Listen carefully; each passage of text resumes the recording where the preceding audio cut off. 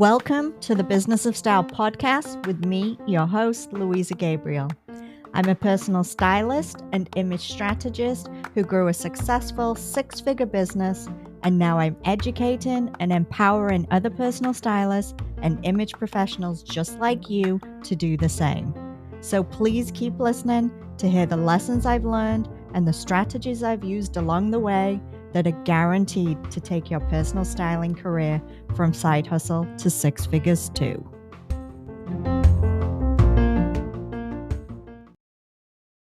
Running a personal styling business and being an entrepreneur means that you have many different hats that you need to wear.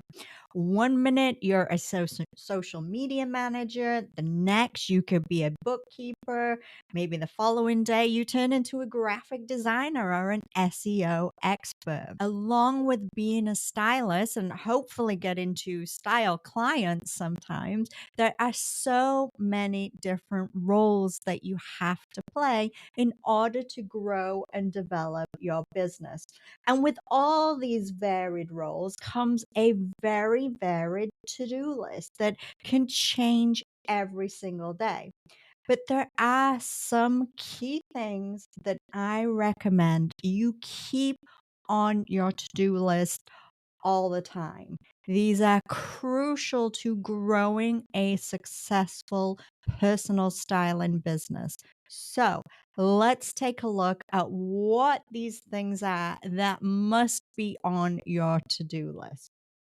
Number one is purging your subscriber list. So, your subscriber list is your email list that you're generating. You're collecting people's email addresses from, maybe the free lead magnet that you're offering, or you just have a subscriber pop up on your website.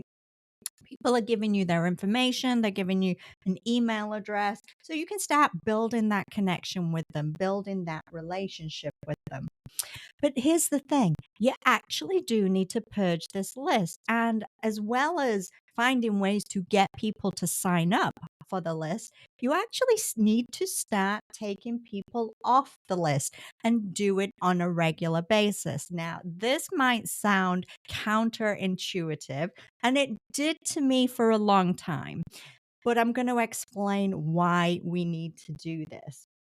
Now, our thoughts are always keep people on the list, keep people on the list. It doesn't matter if they haven't opened your emails in 6 months. Maybe they've just been busy, maybe something came up. Maybe they just kind of forgot about it and they left it and they were going to look at it. But maybe the next email will just really pique their interest so much and actually be the email that they open, and then they're going to reach out and work with you. Does this sound familiar? This is the process that I had, the conversation that I had with myself in my head about subscriber lists. I also told myself that it was a bad thing if people unsubscribed. And when I was starting, I think I took it personally. I was like, why? Why? It was like a rejection from people. And I wanted to know why they didn't like my content and why they weren't sticking around and coming to work with me.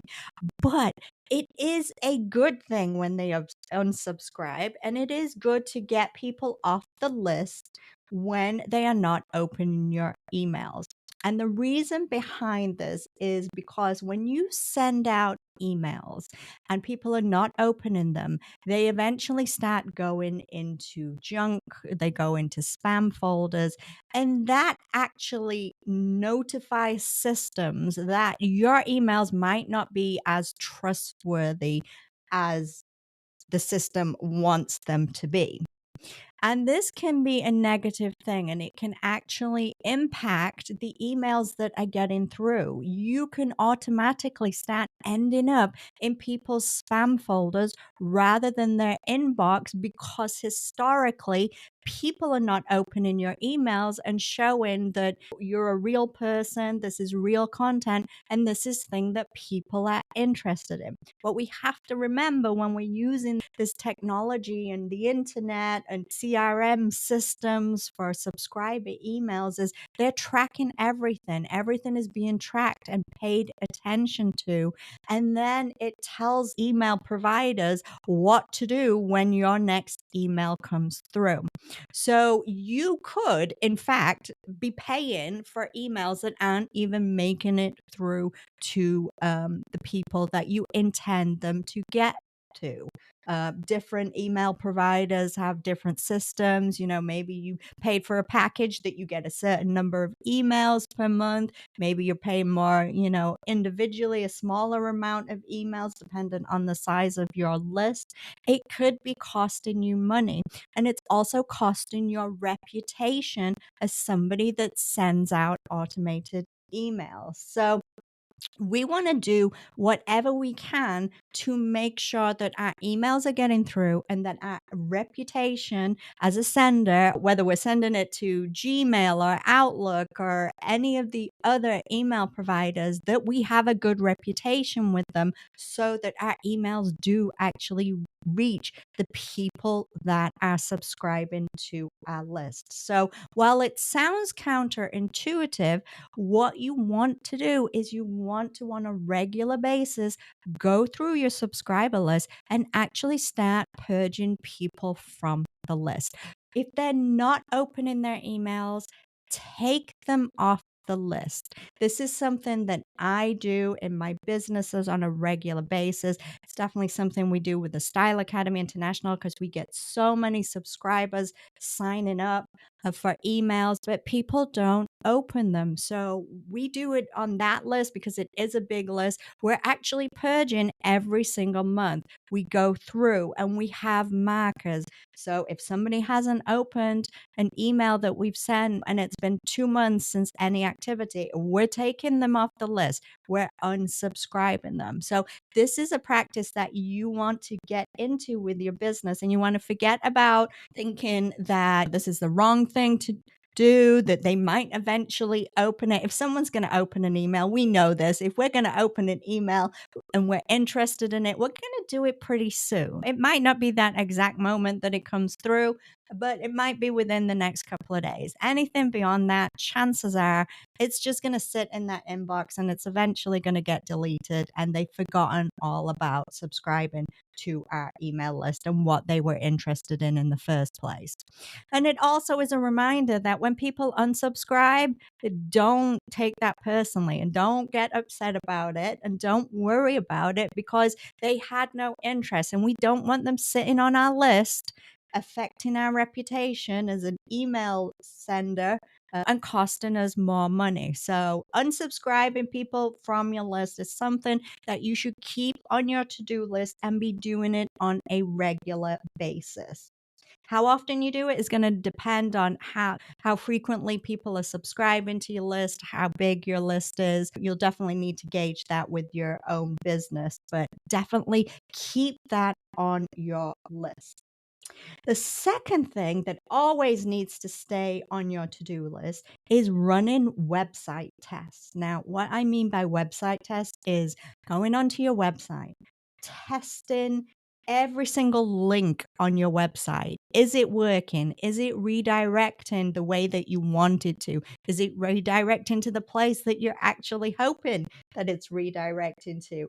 Are any forms on there? Are they actually working? Have you tested them? Are they being submitted to the email address so that you actually see them coming through? If you have payment options and payment buttons on your website, are they actually working? Test them out. Is the content still as you had it set out? Have you checked the mobile version on your website? Does the layout look good, or did it shift in the process when they convert it to mobile user friendly? You have to test your website on a regular basis, just because there are glitches and things will change. And while you might have set it up and everything was working perfectly, within a couple of weeks, a month, there's a glitch. There's, something going on with your website host and something might not be working. And the last thing we want to do is have somebody actually come to our website and try to do something and it not actually work as it should. Some people, yes, will be patient and will reach out to you and say, hey, I need help with this. But not everybody is going to want to take that extra step. So making sure that everything on your website is working as it should and that it's looking how you want it to. And while you're there, look at ways that you can maybe update some of the content. Always good for your SEO. Maybe you want to change out some images, give it a refresh, add some new information, maybe write a new blog post for it. Um, but go to your website, have this on your to-do list, whether it be you do it on a weekly basis. You don't need to do it on a daily basis, obviously, but a weekly basis, once a month, once every 2 weeks, whatever feels right for you and whatever works, obviously, with the amount of things that you have to do on a daily basis. Just make sure everything is working because the last thing you want to do is lose a client because your payment button didn't work properly, or they clicked on a link to get more information and there was no information there. And that made them feel a little bit wary about actually working with you because they couldn't get what they needed from your website. So, another very important thing, keep it on your to do list. The next thing is SEO check, search engine optimization. If you're a frequent listener, you have heard me talk about SEO before, and I have done some previous episodes giving you ideas of basic SEO things that you can do. This is something that continually needs to be worked on. So it should be something that is on your to do list. Unless you've got the money and you're going to pay an SEO expert to do it for you, which is great. They will then have it on their to do list. But if you're just starting out and you're trying to do it all yourself, make sure you've got some basic SEO checks on your list. So make sure you're looking at the keywords and how they are ranking. Are you using the right keywords? Keywords change based on what people are searching for when they go to search engines like Google. So you want to see the ratings and make sure, do you need to change the keywords on your website?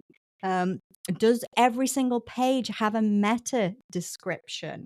This might be a little bit more advanced, but something hopefully that you will learn as you start, delving into SEO. It's not that complicated when you actually take the time to learn it.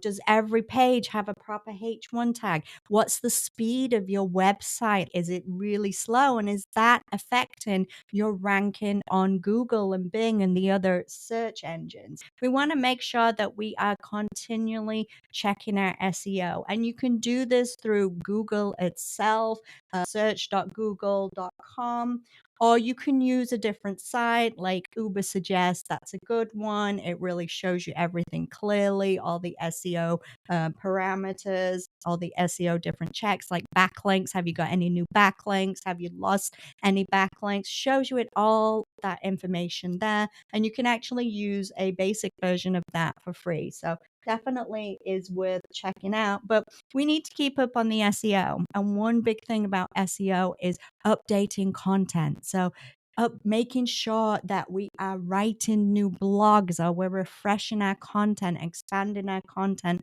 on our website, adding new images to our website. This is all going to help with search engine optimization and actually mean that people can actually find our business when they are searching for personal stylists or image consultants online. So needs to be on your to-do list permanently. Just stick it on there, learn about SEO, and keep doing things every week. Okay.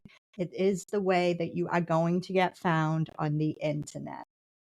The next thing that I recommend that you keep permanently on your to do list is checking your social media analytics. Now, You may be like, uh-oh, I completely forgot all about these analytics. You might also be, I don't have analytics because I'm using a personal social media account. That's what we need to change today. After you're done listening here, if you have a personal social media account that you are using for business, you want to switch it over to a business account. It doesn't cost you anything to have a business account, but what it means is that you get some key analytics. It gives you the metrics so that you can see how well your posts, your reels, whatever it is, your videos, how well they're actually doing. How many people are they reaching? Are they getting the kind of engagement that you're hoping for?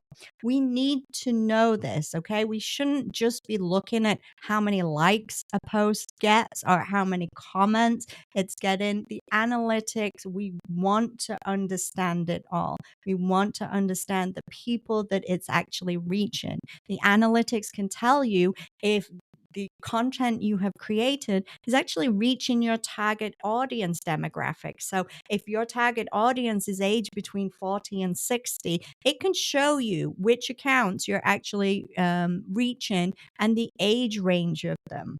And the reason that we want to know this is so that we stop wasting our time doing things that are not having the kind of impact that we want. The amount of times I see people on social media constantly posting the same thing time after time, every single day, sometimes multiple times a day. They're taking this time to create this content and it's not actually doing anything for their business. They're not getting many likes, they're not getting many comments. It's not having a big reach. They're only reaching a couple of hundred people, yet they keep doing it. They keep posting the same content, hoping that the next time that, miraculously it's just going to hit the right people, the reach is going to be better, and it's going to get people reaching out wanting to work with them.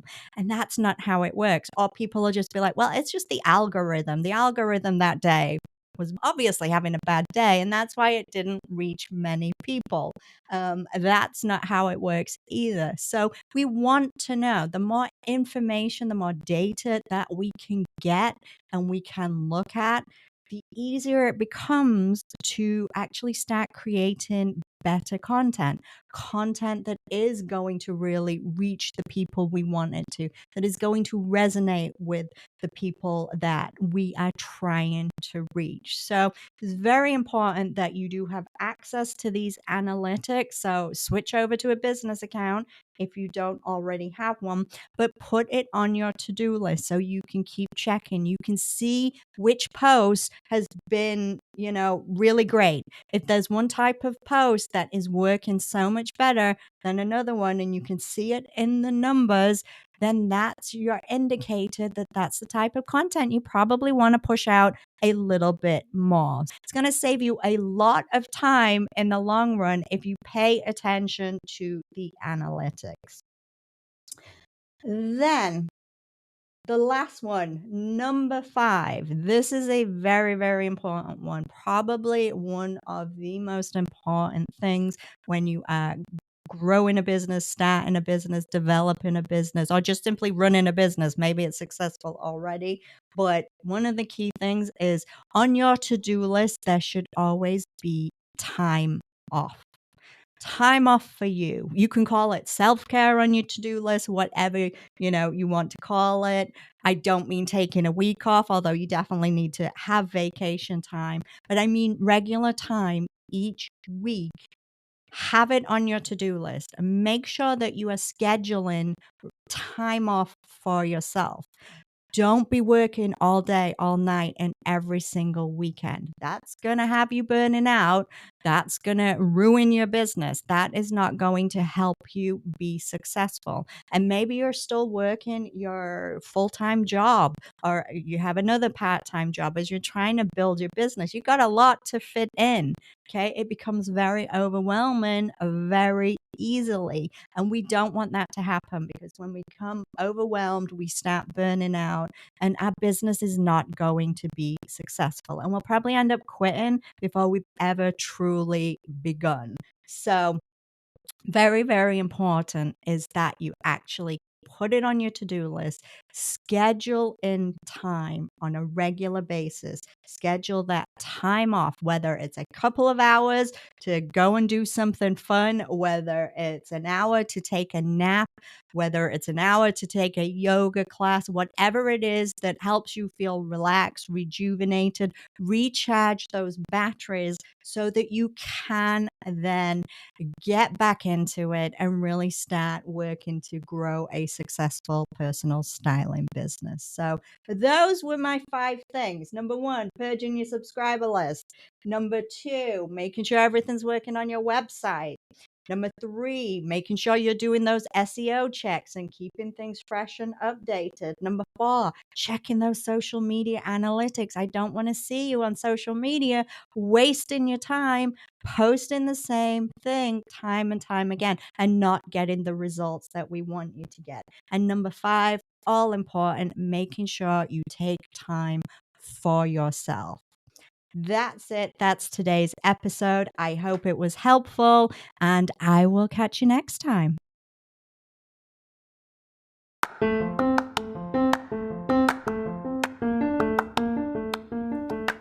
If you enjoyed today's episode of the Business of Style podcast, then don't forget to hit subscribe so you'll be notified when a new episode is available. And of course, if you're looking for additional training and resources to help you in your career as a personal stylist, then be sure to visit my website, styleacademyintl.com.